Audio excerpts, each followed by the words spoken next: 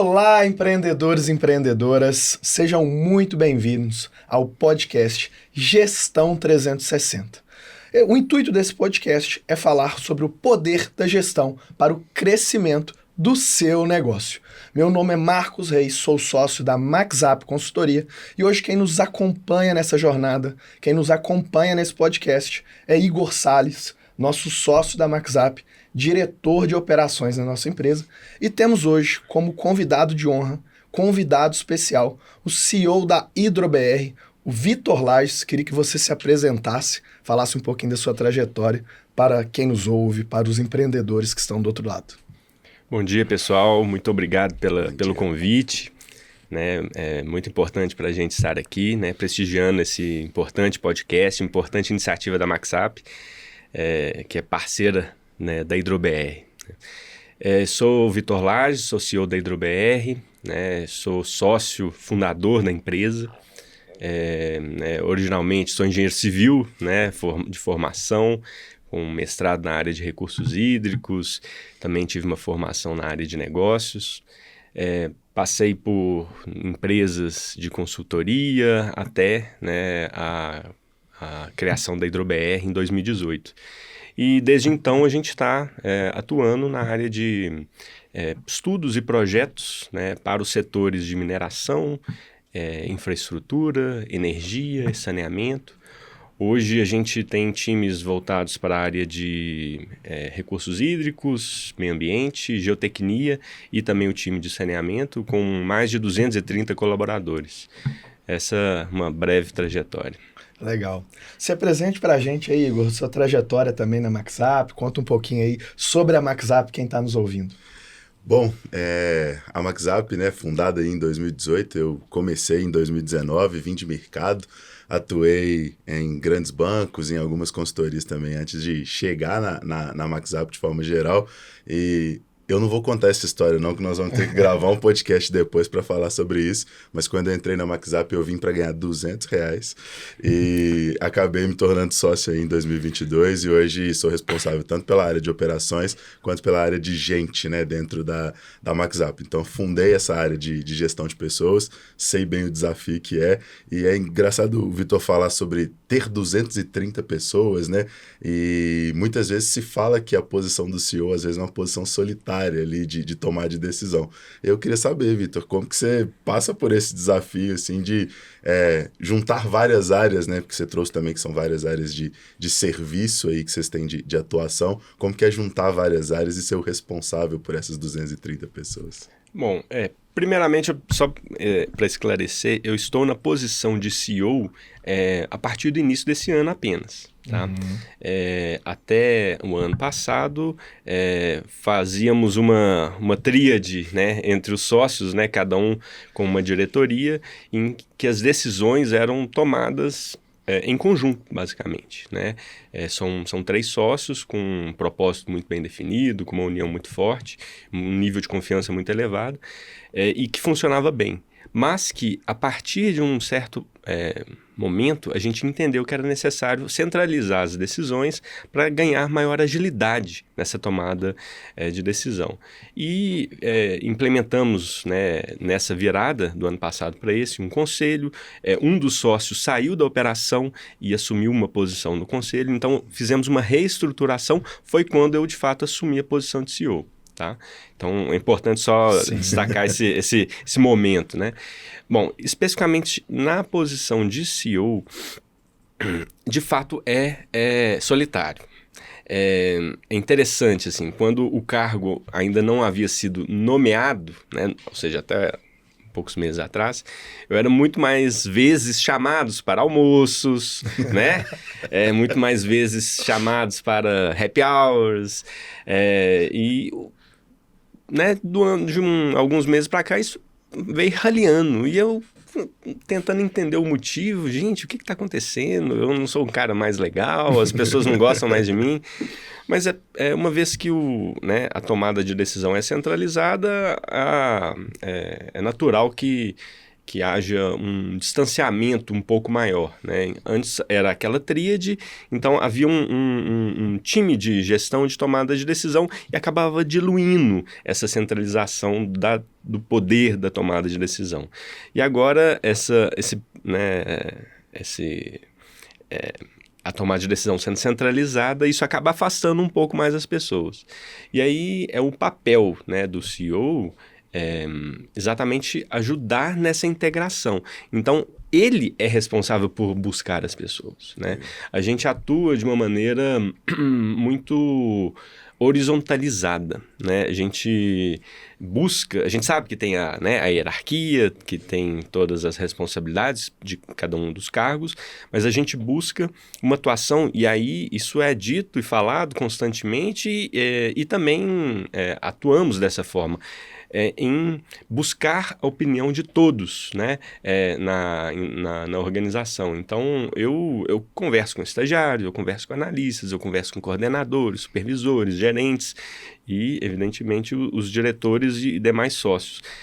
Mas é necessário, para que haja essa integração, que a comunicação seja fluida, que as portas estejam sempre abertas, porque o papel do CEO é desatar nós. Né? Você identificar problemas na organização, travas na organização e ir desatando um a um. É trabalho de formiguinha, né? De comunicação ativa, comunicação atenta e efetiva. Show de bola. Estamos todos apresentados, então eu queria deixar aqui duas informações, duas brincadeiras, tá? O Igor hoje é nosso sócio, entrou como consultor ganhando R$200, mas hoje ele já ganha algumas vezes mais, tá, pessoal? Então é importante destacar isso aqui. E eu queria também dar um recado aí para a equipe lá da Hidro-BR, convidem mais o Vitor para almoço, para o happy hour, convida a gente também, tá? Eu queria fazer um destaque aqui também, que eu achei interessante. A relação MaxApp e Hidro-BR começou, né, através do Felipe, que é o nosso CEO, através da Celint, que é uma grande parceira nossa, né, em comum, no momento que vocês estavam passando ali na implantação do conselho. Então a gente começou a ter ali um bate-papo, e a história das duas empresas é bem parecida, né? A gente tem ali somos 3 sócios, nas duas empresas são 3 sócios, mais ou menos a data de fundação é bem próxima, tem um crescimento acelerado desde o início. A gente, lá na MaxApp, também assumiu posições de diretoria esse ano, né? Então, o Felipe assumiu como CEO esse ano. Então, é bem legal esse momento de amadurecimento da empresa, né? De governança, de implantar essa governança. E assim, pra gente lá, Vitor, foi muito importante cada um de nós assumir a sua diretoria. O Igor assumiu a diretoria de operação mais algumas outras, né? Eu fui para a diretoria comercial, sempre fui mais comercial, então foi legal porque eu assumi algo que eu já gostava, que eu já fazia, e o Felipe assumiu essa posição de CEO.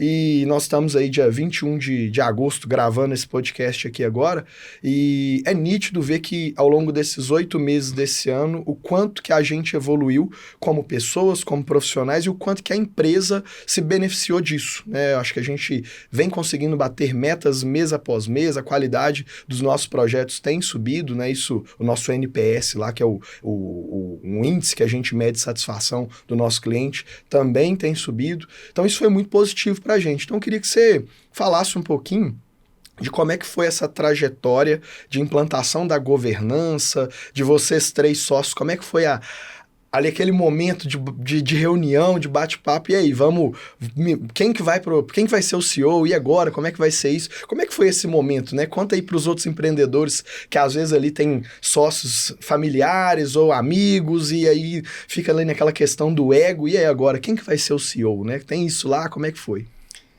Eu acho que para a gente foi um pouco mais fácil, em razão da estrutura em que os sócios estrutura de formação que os sócios possuem e histórico também profissional.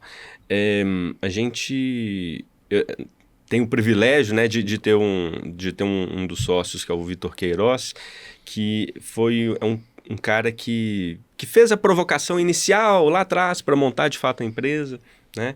E que fez no final do ano passado, fez a provocação para a gente implementar a governança, né? Ele já havia comentado em um certo momento, olha, a gente em algum ponto a gente vai precisar centralizar a decisão, né? E no ano passado a gente optou por fazer a estruturação da governança com a Celint, né? Foi uma empresa que nos suportou, assim como suporta vocês, né? E a Celint, né, nessa estruturação da governança, nos auxiliou aí na decisão né, de quem seria o CEO, de como seria a estruturação dos cargos. Mas como como o Vitor Queiroz já havia um interesse, né, até uma formação, uma experiência maior em conselhos, ele assumiu a presidência do conselho. Né? Então, restando a mim e ao João Andrade, os demais sócios, a posição de quem assumiria como CEO. O João sempre teve uma atuação mais próxima da engenharia, mais próxima dos projetos. Então, era natural, e ele já atuava como diretor operacional. Então, era natural que ele ficasse ali mais próximo, efetivamente, da operação. Então, não foi a escolha do CEO, foi por exclusão, né? Basicamente foi isso, né? Não foi uma decisão tão complicada, porque por exclusão a decisão já foi encaminhada, vamos colocar assim. Legal. Eu queria, para trazer um pouco sobre essa pauta de governança, eu queria que o Igor trouxesse 2 pontos aí, né? Primeiro, o que é governança, para quem está nos assistindo, e o quanto que isso foi benéfico para a MaxUp, né? E na sua fala, aí você conhece a HidroBR também, quanto que você vê isso de benefício lá dentro. Eu acho muito legal, assim, primeiramente, falando de governança, né, quando a gente fala sobre essa estruturação de tornar os negócios perenes, né, que isso é uma fala lá do Vanderlei Passarella, lá da própria Celint. Então, essa estruturação, né, onde a empresa ela vai deixando de ser gerenciada pelo feeling e começa a ser gerenciada única e exclusivamente por um conceito que é, de fato, ser perene, ser contínua, não é mais sobre egos, né, é sobre continuar gerando resultado. Pensando na MaxUp, assim, acho que aí a gente traz uma outra semelhança, né, entre a HidroBR e a MaxUp, que é o fato de também termos ido para a área de sinergia de cada um, sabe? O Felipe já tinha mais esse contato com a governança, foi quem conheceu também a Celint e trouxe para a gente essa parte mais executiva, né? De ser um executivo, que por muitos momentos isso não passou pela nossa cabeça e a gente precisou fazer essa mudança para desenvolvimento do negócio. E o Marcos, né? Como ele disse, 100% comercial e na verdade, eu fui para onde sobrou, né? Onde tinha espaço, aí eu fui para lá. Mas, assim, sempre também mais ligado à operação, uma veia mais analítica, mais auditora, assim mesmo, da minha história. Então, acabei ficando com essa parte da operação e a parte de gente foi porque eu fundei. Então, assim, eu enxergo a governança, essas estruturações, do ponto de vista da MaxUp, principalmente, muito benéfica no sentido de cada um estar ter empresas separadas dentro da mesma empresa, sabe? Não sei se vocês têm essa mesma sensação lá, no sentido de hoje eu entrego um resultado muito mais para a empresa do que para mim mesmo. Eu gero mais resultado para o negócio do que para mim mesmo. Não sei se você tem essa mesma sensação lá, como que foi essa transição aí para vocês nesses últimos meses? De fato, o estabelecimento da governança define muito bem os papéis, né, e responsabilidades, e essa mudança, os papéis foram assumidos por aqueles que tinham maior afinidade para assumir aqueles papéis, né? Então, é muito importante a gente ter... a gente assumir que nós temos também as nossas fragilidades, né? O empreendedor, ele tende a ter aquela síndrome de herói, né? Que, não, eu trouxe a empresa até aqui e eu vou levar até lá, né? Não, a empresa, ela saiu de 4 funcionários há 6 anos atrás, hoje está com 230. Mas para chegar em um crescimento maior, para chegar em um mercado com uma atuação diferenciada, a gente precisa mudar, a gente precisa melhorar, né? Então, esse reconhecimento das nossas próprias capacidades e, né, colocação nos cargos devidos e adequados para cada um dos profissionais é extremamente importante, né? Então, eu acho que para a gente, nesse primeiro ano, né, de governança estabelecida, foi mais tranquilo, porque os papéis já estavam muito bem definidos, mas nós estamos o tempo todo reavaliando no nosso trabalho, para entender se o que a gente faz hoje está adequado, as nossas competências estão adequadas com a nossa atuação, né? Então, eu tenho, né, buscado aprimoramentos, né, estudando muito sobre governança, sobre o que é ser CEO, o que é gerir uma empresa, porque eu era diretor comercial até ano passado. O comercial, ele não segue nenhum procedimento, ele não segue nenhum fluxo, ele tem que correr atrás do cliente para vender, né? Para apresentar a empresa. Então, é um papel mais livre, né? É uma atuação mais livre e é muito gostoso, né, de atuar dessa forma, né? Porque eu tenho a bagagem técnica e consigo, né, apresentar a empresa. Então, é interessante. Agora não. Agora eu tenho que cuidar do back-office, né? Eu tenho que cuidar do diretor operacional para entregar as margens de cada uma das áreas. Eu tenho que cuidar do propósito da empresa, né? Para demonstrar que para todos os outros colaboradores que o nosso propósito, né, que é transformar desafios em entregas, ele é real, né? Então, o papel do CEO é muito isso, comunicar com o cliente, comunicar internamente, verificar se o back-office está, né, tá operando da maneira adequada, suportando as demais áreas.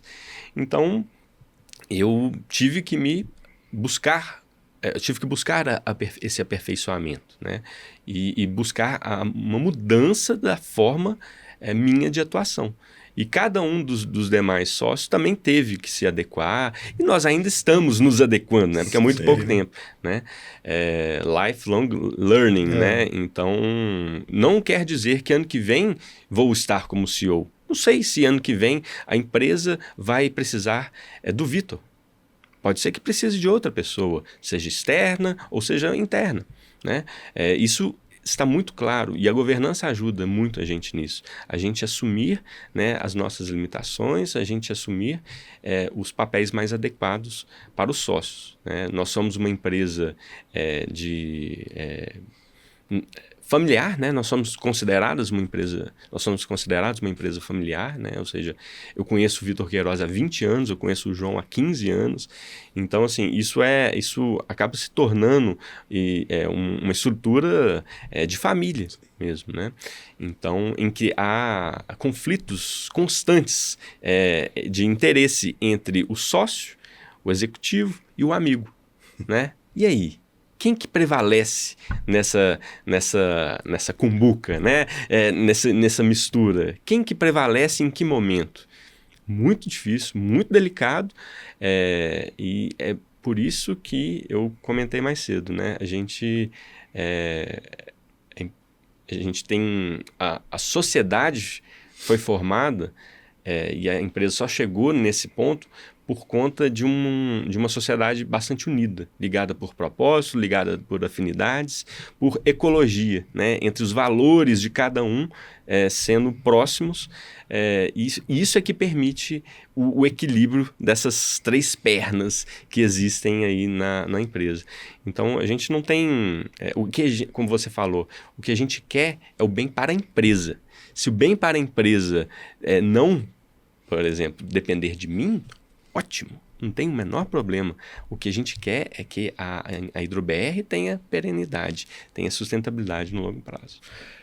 Eu comecei a contar aí, depois de um tempo, quantas vezes você falou propósito, né? Uhum. Depois que eu cheguei no 8, aí eu perdi a conta, que eu comecei a entrar em outros pensamentos. E é interessante a gente falar de propósito, né? Muitas empresas que a gente atende, hoje a gente tem mais de 60 clientes, juntando as duas empresas nossas, né? A MaxUp e a Power. E as empresas não olham para isso, né? Para o crescimento não tem jeito, a gente tem que viver o propósito. Lá na MaxUp, o nosso propósito é desenvolver pessoas, negócios e sonhos.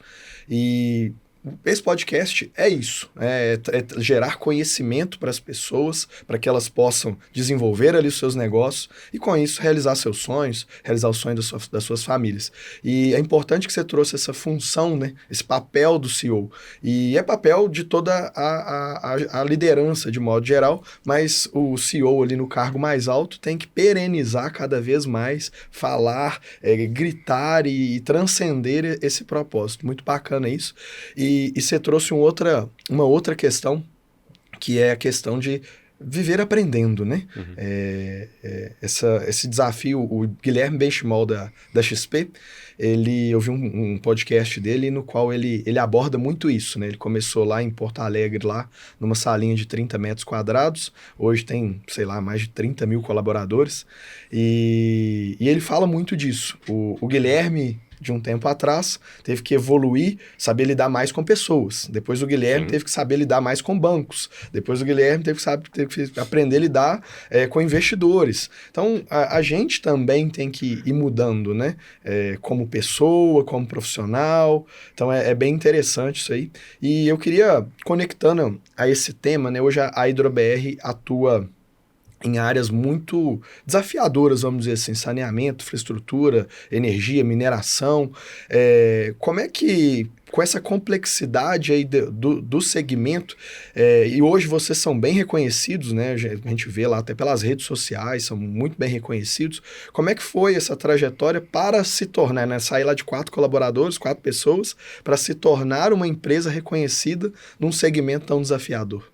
O propósito é o que aglutina tudo isso, né? A gente, nesse crescimento, desculpa, nesse crescimento, a gente buscou trazer pessoas muito antes, às vezes até de definir qual que é o papel daquela pessoa na organização, a gente buscou trazer pessoas competentes, pessoas que estavam aderentes com o nosso propósito e que estavam aderentes com a nossa cultura, né? Trazer as pessoas certas para o barco às vezes, é muito mais importante, eu diria, que definir a estratégia, definir qual que é o papel daquele profissional ali. Quem fala isso é o Jim Collins, né, que é um autor que eu gosto muito, que você tem que definir primeiro quem você vai colocar no barco, depois você define para onde que o barco vai. Né? Então, isso eu acho que a gente teve esse mérito, né? Grande parte do nosso mérito foi conseguir selecionar, conseguir identificar as pessoas certas para estarem com a gente, né? Nessa trajetória. Evidentemente, com o passar dos anos, as pessoas foram mudando, né? A gente trouxe profissionais muitas vezes de mercado, que a gente não tinha esse background, aí, esse conhecimento prévio, mas acho que a grande estratégia foi, e o grande mérito foi trazer as pessoas certas. Né? Não necessariamente para os lugares certos. O lugar depois a gente reposiciona e define. Mas acho que essa foi um dos grandes méritos para conseguir superar todos esses desafios. Legal. Falando de pessoas, eu queria que você trouxesse, né? O Igor que cuida das nossas pessoas lá. Hoje está bem empenhado nos nossos processos seletivos também. Então, escolher a pessoa certa, o que você nos traz sobre isso aí? Cara, assim, é fantástica essa visão que o Vitor traz, porque é uma discussão interna que a gente tem com muita frequência, sabe? Vamos trazer quem? Qual perfil? Para onde? Não, vamos trazer o perfil certo primeiro, que se encaixa na cultura primeiro, e depois a gente vê se a gente encaixa no cargo A, no cargo B, no cargo C. Isso aí pra gente é muito importante. E acho que esse feeling, né, de trazer as pessoas certas, eu acho que casa muito com a parte do propósito. Porque a pessoa certa muitas vezes não é a que tem mais conhecimento. Às vezes é a que tem mais sinergia com suportar o processo para viver o propósito, Sim. que talvez seja o maior desafio, né? Nesse nosso universo, principalmente de prestadores de serviços que somos, o nosso insumo principal, vamos dizer assim, são as pessoas. E, na verdade, as empresas, de forma geral, vivem de pessoas, né? O que a gente tem de valioso são as pessoas. Porque às vezes as pessoas saem e levam o seu conhecimento, levam o seu background ali em relação a um tema específico, e aí a gente tem que ir no mercado buscar outra pessoa que tem outra sinergia, às vezes está inserido numa outra cultura. Então isso é bem impactante para a gente, assim, principalmente pensando que o nosso insumo principal é gente, né? A gente trabalha, a gente é gente, né? A gente tem outras pessoas que trabalham conosco, né? O Vitor aí já está falando da Hidrober com 230, né? Nós vamos chegar lá ainda, estamos caminhando para isso. E eu vejo que no nosso mundo hoje, né, que são gerações distintas, a gente tem um desafio grande em encontrar essa pessoa certa, né? E hoje, eu vendo alguns podcasts também, tive o feeling de que eu preciso entrevistar todas as pessoas ainda, né? Não sei se você ainda participa desses recrutamentos, como isso funciona, eu sei que lá tem muito mais gente, mas eu vi o Geraldo Rufino, né, ele falando ele fala, cara, eu participo de todos os processos, eu tenho 3.000 pessoas e eu entrevistei cada uma delas, porque eu quero olhar no olho e falar que essa pessoa de fato tem a minha cultura. Então, assim, enquanto eu ainda estiver conseguindo, eu vou participar. Não sei como que tá isso lá para você hoje.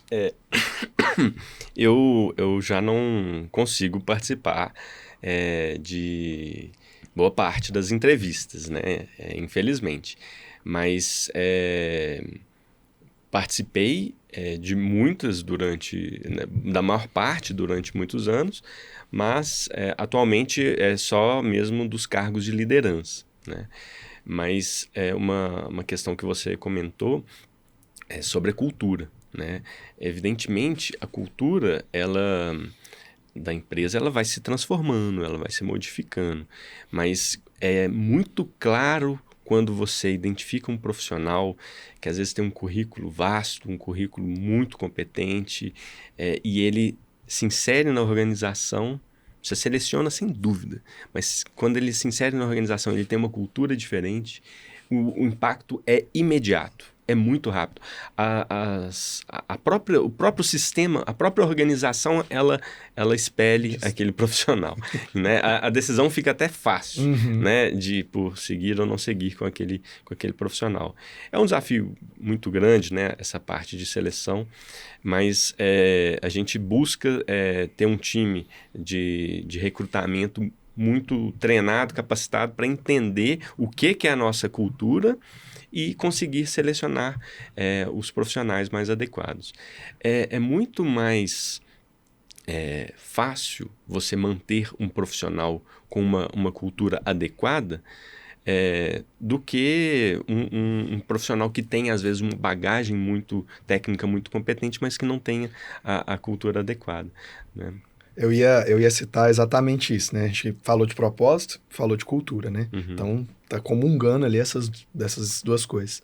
E ano passado, né, na parte comercial, eu precisava de um assistente, né? Na verdade, eu não queria um assistente, eu queria alguém, pelo menos um cargo de analista ali, um cargo mais um pouquinho de experiência na parte comercial. Isso foi ali meados de outubro, né? E aí eu cheguei para os sócios e falei, preciso de verba, não quero assistente, cara, tô precisando de alguém para ser ali um braço um pouco diferente aqui dentro das atuações que eu estava precisando. E aí abrimos uma vaga, né, começamos a fazer, eu acho que eu fiz assim, pelo menos umas 30 entrevistas. E eu tava com isso na cabeça, eu preciso de alguém mais experiente, eu olhava o currículo, né, eu tava olhando o currículo ali. E aí eu recebi uma indicação de uma pessoa bem aleatória, assim, cara, entrevista minha prima, o problema é que ela tem 18 anos e nunca trabalhou com comercial. Falei, puta, não tá bom, vou entrevistar só pra, né, vou colocar aqui no processo. Aí eu mandei o currículo pro nosso RH, falei, bota aí essa pessoa no nosso processo seletivo e aí você me fala. Não dei muita ênfase naquilo ali, né? Logo na sequência, o nosso RH, a Isabela lá do nosso RH, já veio, assim, ela terminou a entrevista com a Ingrid, que hoje está lá conosco, terminou a entrevista lá, isso era dezembro, meados ali de dezembro, dia 10, dia 15, ela terminou a entrevista, já foi lá na minha sala, falou, Marcos, encontrei a pessoa, é ela. Falei, não, mas eu queria alguém já com alguma vivência, alguma bagagem de comercial. Ela falou, Marcos, ela é a WhatsApp. Tem que ser ela. Não, você vai entrevistar, você vai amar a menina. E não deu outra, assim. No dia a gente entrevistou, acho que 3 pessoas. As 2 pessoas que vieram antes dela tinham experiência comercial, e a gente sempre faz um teste técnico, né? Então a pessoa apresenta lá uma situação hipotética que a gente cria para a pessoa ir lá apresentar. E a Ingrid veio e apresentou, assim, deu uma aula. E eu falei, não, tudo bem, começa dia 3 de janeiro, vou te treinar, e é muito legal isso, assim, ela brinca e fala assim, não, no começo eu fiquei preocupado, porque eu não tinha noção do comercial, a gente teve ali alguns desafios de treinamento, mas hoje é uma pessoa que eu olho e falo, não podia ser outra pessoa. Então, é uma questão muito importante que a gente está trazendo, queria deixar isso aí para o empreendedor, e para os líderes, para os gestores que estão nos ouvindo. Primeiro, nesse momento de seleção, é saber se os valores da pessoa, né, estão enraizados ali junto com o propósito da empresa, se a pessoa ali, nas características dela, também vão estar aderentes à cultura que a gente vive. Nem tudo dá para pegar no processo seletivo, mas alguma coisa a gente consegue filtrar ali. E junto com isso também, né, a gente como gestor, como líder, tem que desenvolver a pessoa. E eu acho que o ponto que eu vejo de mais lindo no empreendedorismo e na liderança é possibilitar para as pessoas sonharem. Então, quando a gente fala de propósito, o Igor trouxe aí de suportar o processo para viver o propósito, basicamente é conseguir fazer também com que o nosso time possa sonhar. Muitas vezes a gente contrata estagiários ou uma pessoa num cargo ali bem inicial, um assistente 1, aquela pessoa nunca imaginou, às vezes, poder fazer uma viagem internacional. Então, a pessoa começa a trabalhar com a gente, passa um determinado tempo, promovido 1 vez, 2 vezes, a empresa está crescendo, então vai tendo oportunidade, e aí troca de carro, compra um carro, troca de carro, faz uma viagem, isso que e quando a gente consegue, como líder, proporcionar isso para as pessoas, eu acho que o negócio começa o cosmo ali começa a jogar junto, né? Começa a favorecer. A gente tem uma fala que desde o início a gente coloca para todo o time. O estagiário precisa fazer o papel do analista, o analista precisa fazer o papel, né, do supervisor, do coordenador. Por quê? Senão, na ponta, não vai sobrar tempo, porque o cara que está na ponta, ele vai ter que descer para executar uma atividade. Então, assim, isso é oportunidade, né? Isso gera muita oportunidade para as pessoas se desenvolverem. E a gente tem,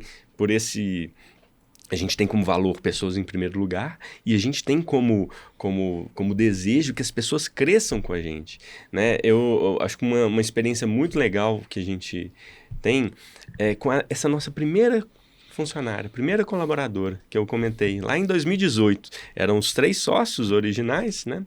E com a primeira colaboradora. Ela entrou como jovem aprendiz e está com a gente até hoje. Legal. Né? E assim, a Isabela, mandar um abraço especial para você. A Isabela está com a gente desde a fundação. Né? Então, eu me lembro lá naquela salinha apertada, com os móveis todos meio desengonçados, né? E ela lá trabalhando muito forte ali desde o início, e com 17 anos, se não me engano, ela iniciou com a gente. E eu tenho certeza que ela tem um futuro brilhante, né, dentro da HidroBR, né, porventura, né, espero que dentro da HidroBR, né, a gente está treinando e buscando capacitá-la para que ela continue com a gente por ainda muitos anos, né, mas a gente vê claramente, ela é um exemplo, né, de profissional que recentemente casou, né, e já está construindo, né, aí a sua família, e a gente tem vários exemplos, né, de pessoas que estão com a gente há muitos anos e conseguiram, no lado pessoal também, né, crescer, e a gente identifica que a empresa ela tem o papel social, né?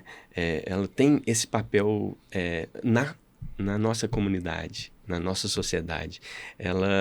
Esse papel ele é extremamente importante e muito menosprezado, às vezes não visto, porque o empreendedor é aquele que está buscando lucro, o crescimento próprio, o egocêntrico. Mas se não tiver lucro, não dá para promover, né?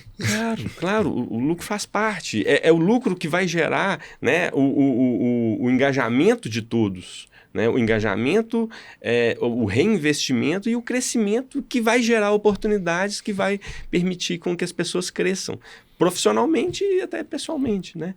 Então, assim, esse papel social da empresa a gente compreende e valoriza muito. Legal demais, assim, falando de 3 coisas muito importantes, né? O Vitor começou falando que o papel do CEO é desatar nó, então pega esse insight aí, desatar nó. Depois ele falou que o CEO tem o papel também de buscar essa integração, então também é um insight muito interessante. E depois entramos na parte de cultura, propósito. Então, assim, são 3 pilares muito fundamentais para que uma empresa de fato tenha sucesso, e agora ele trouxe sobre o papel social. E falando sobre isso, assim, uma coisa que eu penso muito são sobre métodos, né? Métodos de organização, métodos de como, principalmente para a gente que está assumindo essa posição executiva agora, né? Assim, que tem que equilibrar ainda muitos pratos, assim. E aí eu queria ouvir de vocês, o que vocês têm de método que vocês acham que dá para a gente levar aí pro nosso... os líderes, empreendedores que estão nos ouvindo, para a gente poder ajudá-los aí também a, quando assumirem novas funções, ou que sejam CEO, novos negócios, quais métodos aí você usa também, Vitor, para poder equilibrar esses pratos? Olha, em relação a métodos de gestão, né, eu balizaria em 2 pontos que eu considero os mais importantes.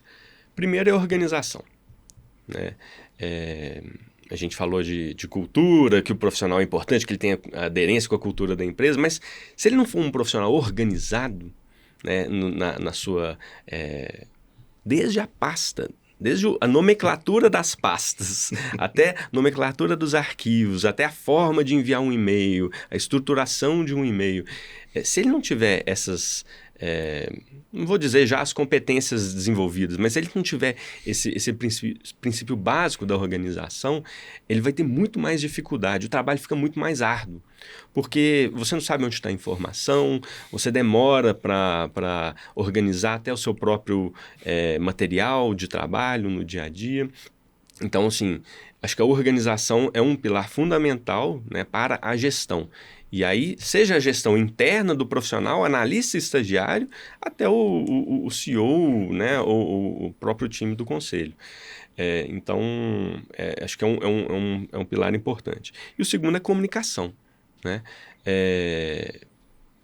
Acho que todos vão concordar aí, né, que comunicação é talvez a parte mais difícil, né, de qualquer organização. Né? Então, o CEO ele tem um papel, né? O gestor qualquer, ele vai ter um papel ali de identificar os problemas e comunicar as soluções. Né? Então, ele vai ter um papel de percorrer a organização e divulgando a comunicação, divulgando aquelas informações, recolhendo novas informações e repassando essas informações para outros pares que vão auxiliar na solução daquele problema.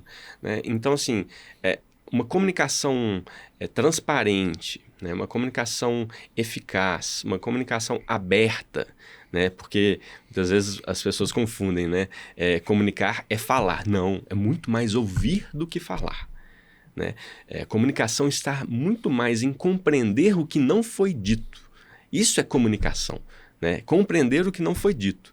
A partir do que não foi dito, do que está subentendido, do contexto e até das expressões daquele profissional, você vai conseguir extrair muito mais informação. Eu estou aqui com vocês dois, lendo vocês.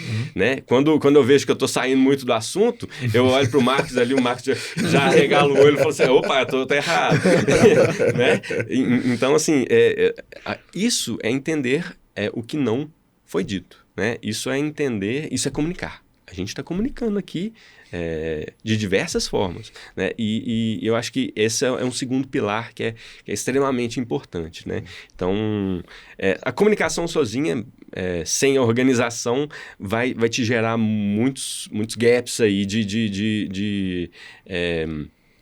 no processo da gestão. Então, uma outra ferramenta que a gente usa, né, é a gestão à vista, né?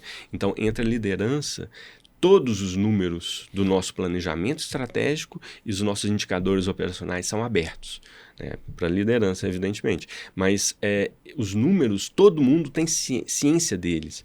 A gente faz as reuniões mensais de gerência, em que os números são tratados, são discutidos, mas na medida que os números vão aparecendo mês a mês, todo mundo tem acesso de maneira clara e transparente, né? De modo que um profissional né, o nosso time de gestão, ele não vai ter ciência daquele número somente no dia da assembleia, né, que a gente faz mensalmente. Ele tem ciência do número ao longo do mês. Então, assim, esse processo de transparência, né, a identificação clara dos objetivos estratégicos da organização, com seus indicadores, a definição clara de quais são os indicadores operacionais e a transparência desses números, né, essa organização facilita a comunicação, né? Então, é uma simbiose aí entre esses dois princípios. Era até o próximo tema que eu ia entrar, era exatamente nisso, né? Indicadores, metas, como é que vocês colocam essas metas? Já trouxe que tem lá um ritual de gestão, né? Um momento das gerências, e eu vejo isso como fundamental para as empresas, assim. Por incrível que pareça, Lages, assim, a gente vai entre empresas muitas vezes para prestar consultoria, empresas com bom porte, 1 milhão de faturamento por mês, 12 milhões ali no ano, né?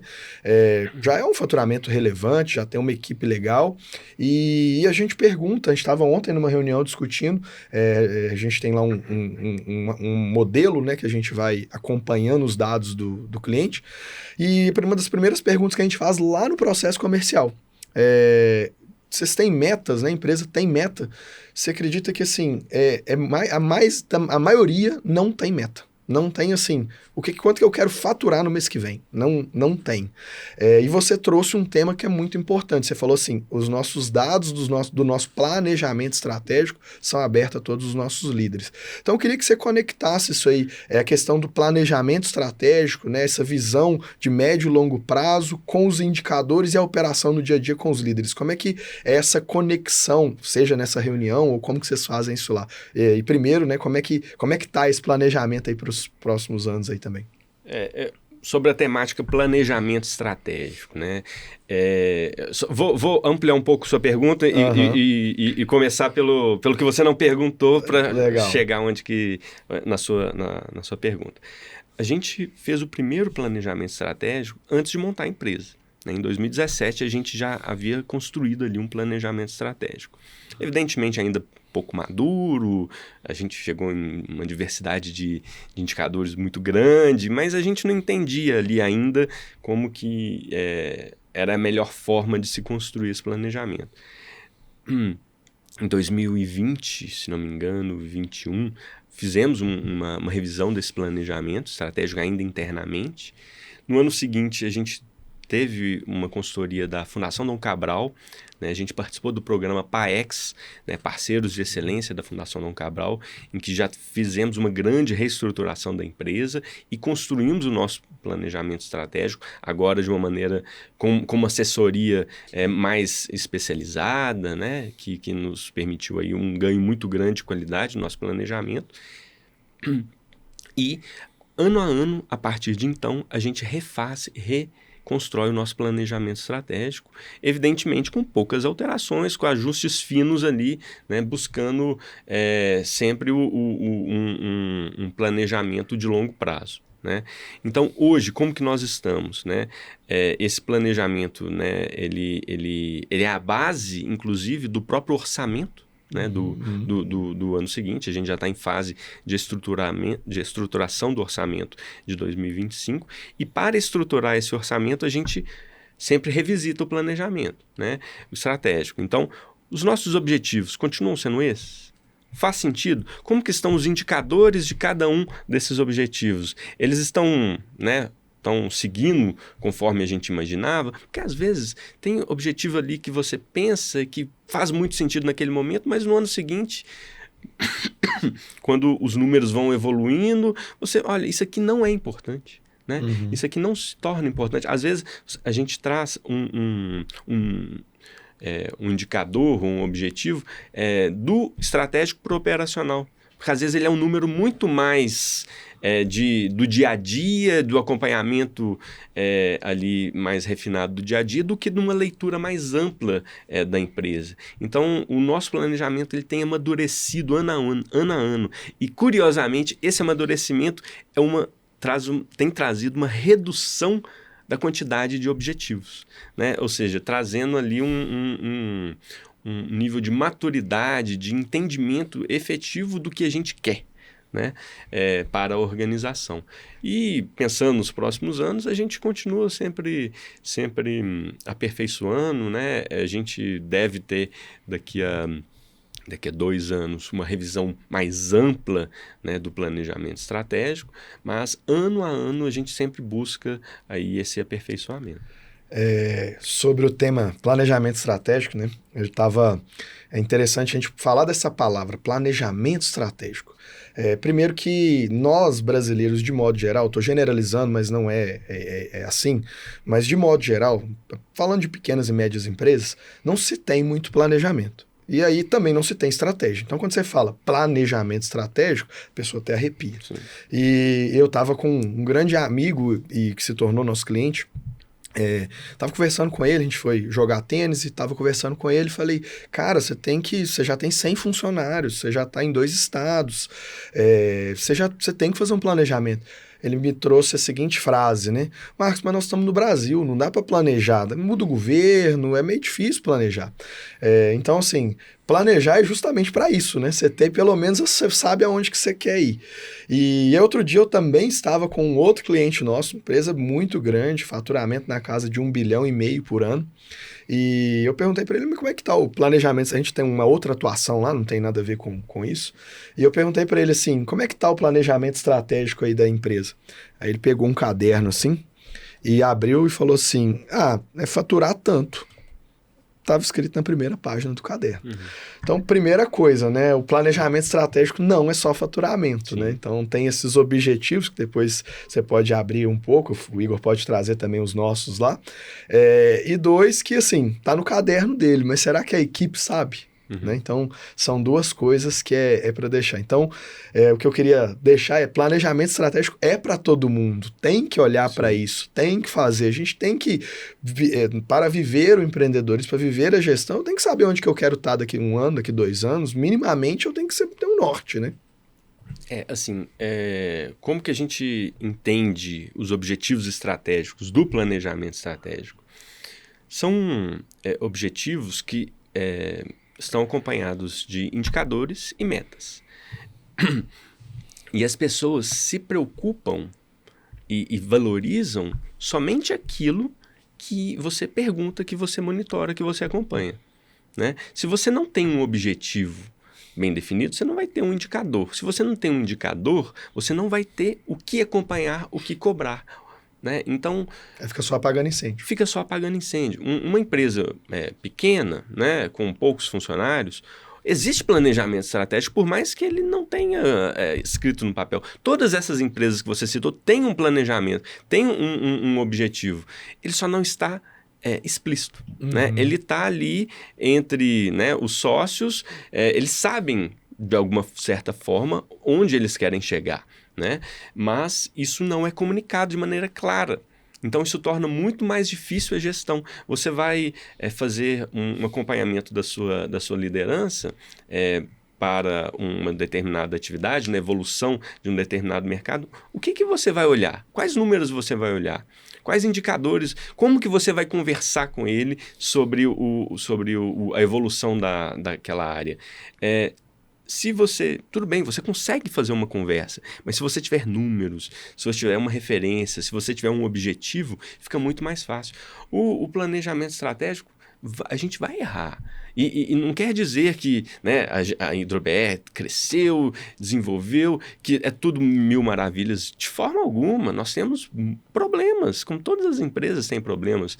Às vezes, a gente tem que... Mas só com a definição dos objetivos, a definição desses indicadores e metas é que a gente vai identificar de maneira rápida que aquilo é um problema. Uhum. Se a gente não tem... esses indicadores para conversar, a gente nem vai conseguir identificar o problema, né? Ou vai demorar para identificar o problema. Então, eu acho, né, conversando aí com outros empreendedores, a definição do planejamento estratégico vai acelerar muito mais a solução dos problemas que a sua empresa tem. Tá? Evidentemente, você vai definir metas erradas. Uhum. Isso é normal, é natural. Mas precisa começar. E a partir do momento que você começa, com o passar dos anos, você vai aperfeiçoando e calibrando cada uma dessas metas. Mas em algum momento você vai precisar iniciar, né? E é importante entender que você vai errar, mas é a forma como você vai conseguir conversar com a sua liderança, né? Aí voltando lá na comunicação, né? Sem esses números, sem esses balizadores, você não vai conseguir se comunicar de maneira eficaz e descrever para aquele seu gestor que ele precisa melhorar naquele quesito. Aquele outro está muito bem.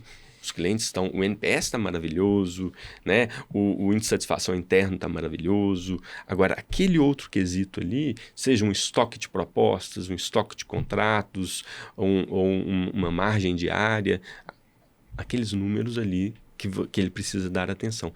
Quando você mostra isso para o gestor, ele... Nossa, é mesmo. Eu achei que eu estava indo muito legal. De fato, todos os outros indicadores estavam legais, mas aquele ali especificamente, não. E eles precisam estar todos, né, conectados com o objetivo principal da organização, né? Então, eu acho que o planejamento estratégico tem essa função, de acelerar a solução dos problemas. Dificilmente a gente define metas, por mais que sejam erradas, 360 graus, né, podemos dizer assim. A gente não define uma meta que a gente está indo para cá e do nada a gente vira e põe ela pro outro lado. Tem um vídeo que a gente gosta bastante, que é do professor Vicente Falcone, que ele fala, né, que o planejamento estratégico ele não é rígido, né, que ele precisa ser mudado ali ao longo do tempo, né? Ele até usa a metáfora do braço, que a gente altera o primeiro ano aqui. Então, assim, as mudanças que vão acontecendo, elas são muito pequenas perto do que para onde quer chegar. Se a gente planeja 5 anos, essas mudanças iniciais, essas correções, são no primeiro ano, mas são correções, ajustes finos, né, se é que a gente pode dizer assim, e não uma mudança de fato de que a gente vai girar completamente esse planejamento. E quando o Marcos traz também que o planejamento é para todo mundo, isso é muito importante ficar claro que todo mundo pode se planejar, se organizar, ter isso que seja num papelzinho lá no quadro de gestão à vista, porque facilita muito, facilita a comunicação, facilita saber para onde está indo, facilita recrutar pessoas, porque a gente tem um objetivo claro na mente. Então, quando a gente fala de planejamento, é falar de futuro e é falar de fato de perenidade de negócios, né? Que acho que é o objetivo de cada negócio aí que é criado.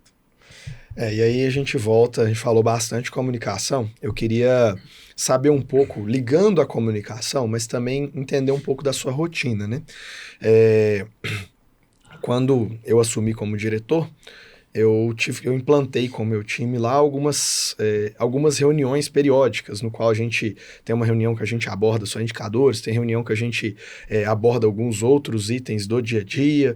Eu queria saber a sua rotina, né? Como é que você se porta lá? Tem a segunda de tal coisa? Como é que é o dia a dia de você como CEO?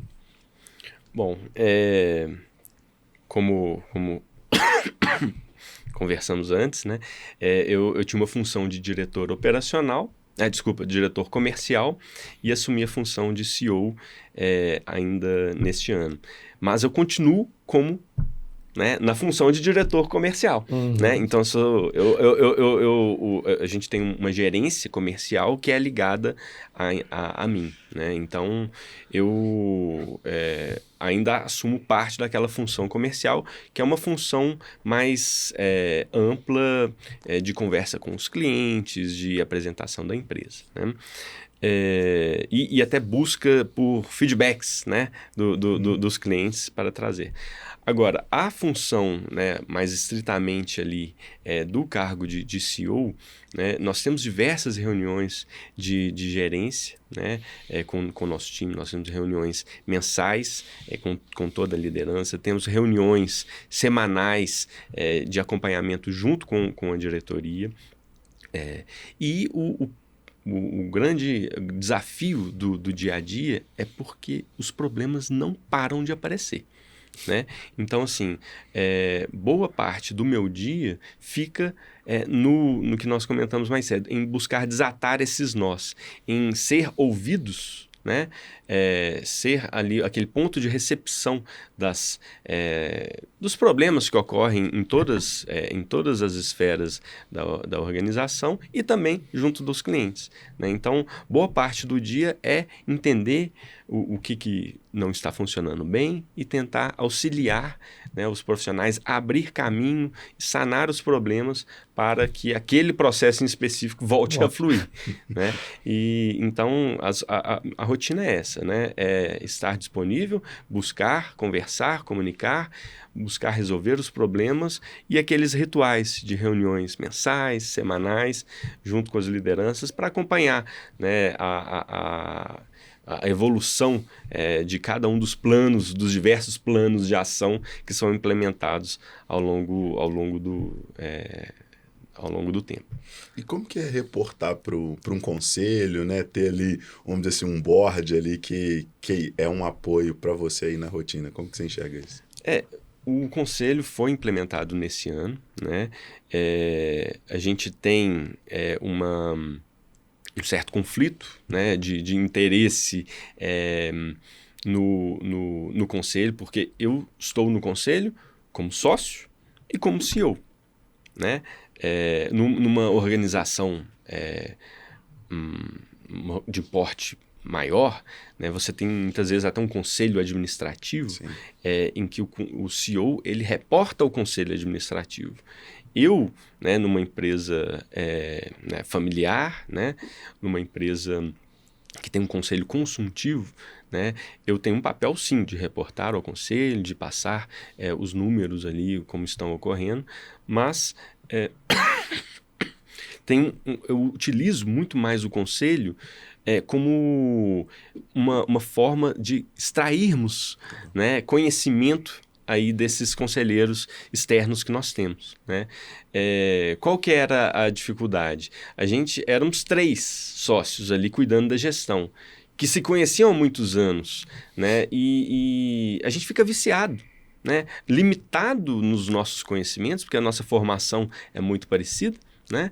E limitados no nosso dia a dia, porque nós estamos imersos ali no dia a dia da empresa. Quando a gente estabeleceu o conselho, a gente trouxe elementos profissionais com uma vasta experiência muito mais ampla do que a nossa em diversas empresas. Então, hoje eu utilizo o conselho, né? Aí a palavra é essa mesmo, né? Eu faço uso do conselho para extrair conhecimento, para extrair experiências vividas por eles e que ajudem a nossa tomada de decisão com os nossos problemas do dia a dia. Bacana. Essa parte da governança é muito importante, né? Do conselho, de ter o reporte, de ter também o conhecimento externo. Então, assim, eu queria até... O tema desse podcast, né? O poder da gestão para o crescimento dos negócios. Muito com o intuito, a gente tem um evento anual, que é o Gestão 360, até o nome do próprio podcast, no qual a gente traz, né, pessoas aí que ou são conselheiras ou fazem parte de empresas que têm um conselho, e dentro desse evento, é um evento de 2 dias, a gente vai acontecer no dia 8 e 9 de novembro. aqui em Belo Horizonte, de forma presencial. Então, nós temos ali 2 dias imersos ali em conteúdo, em treinamento, em network. Então, é muito bacana, assim, que sai muita troca, sabe? Qual dor que você está vivendo. Teve até no início da nossa relação ali de parceria, nós tivemos uma reunião até lá na HidroBR mesmo, trocando algumas ideias nesse sentido. Então, assim, eu acho que às vezes o que eu vejo é que às vezes o empreendedor também precisa buscar conversar também com outros empreendedores Sim. que às vezes não são só do seu segmento. Então, o que você fez aí no conselho foi trazer conhecimento novo de áreas que você não dominava para o seu conselho, né? E para aquele empreendedor que não tem, às vezes, uma possibilidade de ter acesso a ter um conselho dentro da companhia, é buscar mesmo, fazer roda de negócios, buscar outros segmentos. Às vezes eu vejo muito, eu sou dono de um supermercado, eu só converso com outros donos do supermercado. Não, vai conversar com outro segmento, a empresa de serviço, vai contratar uma consultoria. A consultoria também aporta, né? Ela está em outros segmentos, em outros setores, ela traz esse conhecimento lá também. A gente já está chegando aí a 1 hora de bate-papo, né? Passa rápido, a gente não vê. Muito conteúdo, trouxemos aí cultura, propósito, contratação de pessoas, desatar nós, comunicação, né? Falamos de uma série de coisas. E nessa rodada final aqui agora, eu queria escutar de você, Lages, assim, um pinga-fogo, né? Que é um pinga-fogo, assim. O que você, disso tudo aqui que a gente conversou, o que você deixa para o empreendedor que escutou esse podcast, que tem que escutar esse podcast com papel e caneta na mão. Quem não estava com papel e caneta antes, volta, escuta de novo com papel e caneta na mão. Mas nesse pinga-fogo, o que você deixa, assim, de o empreendedor, esse é o básico, isso aqui tem que fazer. O que você traz para a gente? Olha, eu acho que a confiança, né, nos profissionais que você traz para sua empresa. Eu acho que esse é um ponto, né, que a gente abordou de maneira um pouco mais tangencial aqui, mas você precisa ter confiança nos profissionais, porque o empreendedor, ele tende a achar que ele é a solução para todos os problemas, né? E tende a achar que a forma como ele age, e como sempre agiu, e como sempre se organizou, é a melhor forma. Mas fique calmo, né? Isso não é verdade, né? Existem profissionais mais novos, com outras formações, com outras experiências, que podem contribuir muito para a sua empresa. E enquanto você não estiver aberto para esses novos conhecimentos, para essas novas experiências, né, de outros profissionais, você, de fato, vai ter muita dificuldade. Então, dificuldade em fazer crescer o seu negócio. Então, acredito que a confiança, o aspecto da confiança nos profissionais, selecionar bem, identificar, comunicar bem o propósito da empresa, ter um planejamento estratégico muito bem definido e, a partir daí, confiar. Confiar que as pessoas querem contribuir, as pessoas querem alcançar, as pessoas querem ser reconhecidas, as pessoas querem inovar, né? Então, acreditar que esses 4 elementos são presentes nos bons profissionais, né? Então, confiar que eles vão fazer a sua parte e vão, muitas vezes, superar suas expectativas. Muito bom. Confiança. E você, Igor, o que você deu no pinga-fogo aí? O que você deixa para os empreendedores que estão nos ouvindo, nos assistindo aí agora? Eu sou um defensor, né, das pessoas de forma geral, e acho que o principal ponto, assim, se eu pudesse deixar em uma palavra, é pessoas. Acredite nas pessoas do ponto de vista técnico mesmo, assim, dentro do seu universo, né? Não seja limitante nas suas próprias crenças, né? Então, de fato, pessoas. Olhe para as pessoas, cuide das pessoas, que elas vão fazer um negócio ser muito melhor, né? Ninguém faz um negócio sozinho, ninguém faz um negócio de sucesso sozinho. Então, é um olhar para pessoas, um olhar humanizado, mantenha a sua energia alta, que com certeza você já sai 2 passos na frente aí para ter sucesso na empreitada. Então, um olhar para pessoas nesse sentido. Legal. Bom, e o meu, eu vou também falar de pessoas, mas eu vou trazer sobre a ótica do comercial. Como bom comercial que sou e aqui estou com vocês, o João Adib, da CIMED, ele fala uma questão muito importante, né? A gente tem que vender o nosso serviço, o nosso produto. A primeira pessoa que a gente vende é para o nosso colaborador. Então, ao selecionar bem, você falou de processo seletivo, falou de confiar, falou de cuidar das pessoas, a gente tem que vender o nosso serviço para o nosso colaborador. Ele tem que acreditar, ele tem que chegar em casa e falar, não, tem que comprar esse produto, ele é bom. Então, assim, se o seu colaborador não acredita ou não compra o seu produto, o mercado ele não vai conseguir vender isso para fora. Então, assim, venda a sua empresa para o seu colaborador. Cuide dessa venda da sua empresa. O produto que você vende para o seu colaborador é a sua empresa, aquela energia, aquilo tudo que ele tem que ter tesão, ele tem que ter prazer em conversar com o seu cliente. Então, assim, a empresa de vocês vai ter mais sucesso, vai vender mais. Empresa que não vende, quebra, né? Então, toda empresa tem que vender. E primeiro a gente vende para o nosso colaborador.